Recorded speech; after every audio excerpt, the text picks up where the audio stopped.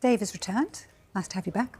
Jimmy, look, I just want to pick up on what Amorim was saying there, because obviously he got public backing from Ratcliffe, and since then it feels like he's, you know, really kind of been able to relax in the job. And perhaps before then he was under so much scrutiny that he couldn't quite, you know, settle in.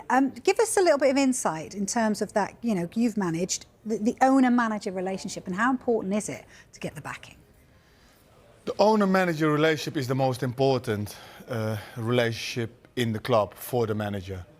But when an owner comes out and says he backs the manager, that is where the manager needs to start worrying. No, majority of the time. Yeah, I hear you. Look, he's gone to Liverpool, great match, great result. Yeah, showed really a lot of resilience in the game. Then what he has done against Brighton, he's backed it up and calmed the ship down a little bit. Let's not forget, let's not get carried away. They're still far of where they should be, really far. But if he keeps on winning the matches that he needs to keep on winning, they're not going to be champions. Yeah? If he is there and thereabout in the top 4, he's done a really good season. A really good season. If he wins the matches that we all expect that he should win, then he buys himself time, and then he will be next year here. But he can't lose against teams like Brighton at home, Everton away, Everton at home. Those kind of matches he needs to win, with all the respect to those teams.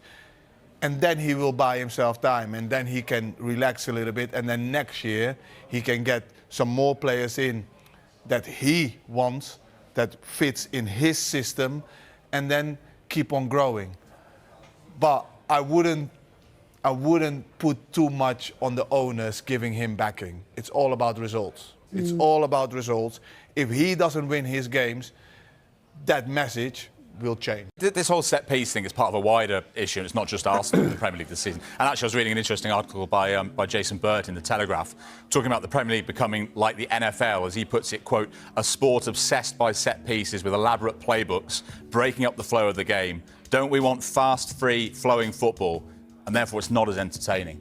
Do you agree the Premier League not as entertaining at the moment, Clinton? No, I understand what he's saying, listen, but if you're winning football matches from scoring from set pieces and it's working for you, why not do it?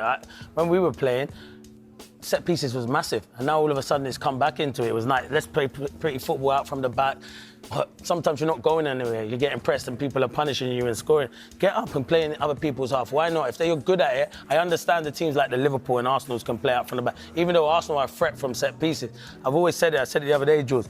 I hated going into training and having to sit there for half an hour or stand around half an hour, 45 minutes and do set pieces. It bored the life out of me because I knew where I was. I was on the goalkeeper. But you need to do that. Yeah, but they're a bit more complicated now, Clinton. Yeah. No, but they are more complicated. No, but they are complicated more. They are better now. That's what I'm saying. They do work. So people are saying, oh yeah, it's ruining the game. But if you think Arsenal, if they win the Premier League and most of their goals will come from set pieces, their fans will be disappointed. Absolutely no chance. But it's not ruined. In my opinion, it's not ruining the game. Exactly. Because people were moaning last season or the season before last that they was bored about watching Man City. Yeah, exactly. Playing short pass.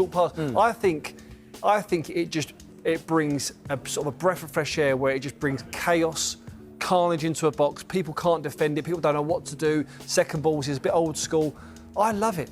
I'm all for it. I'm not saying like every team has to do it. I'm not saying right. So if for instance, if Brighton haven't got someone that can throw the ball into, launch the ball into the box, don't do it. Do you know what I mean, don't throw it and embarrass yourself, and it is like a wimp throw that just goes like 10 yards. I mean, only do it if you've got the artillery to do it. You know who would have been good in this day and age? Oh, Rory's the lad, brilliant, unbelievable, because he could throw it. But Stoke were good at it.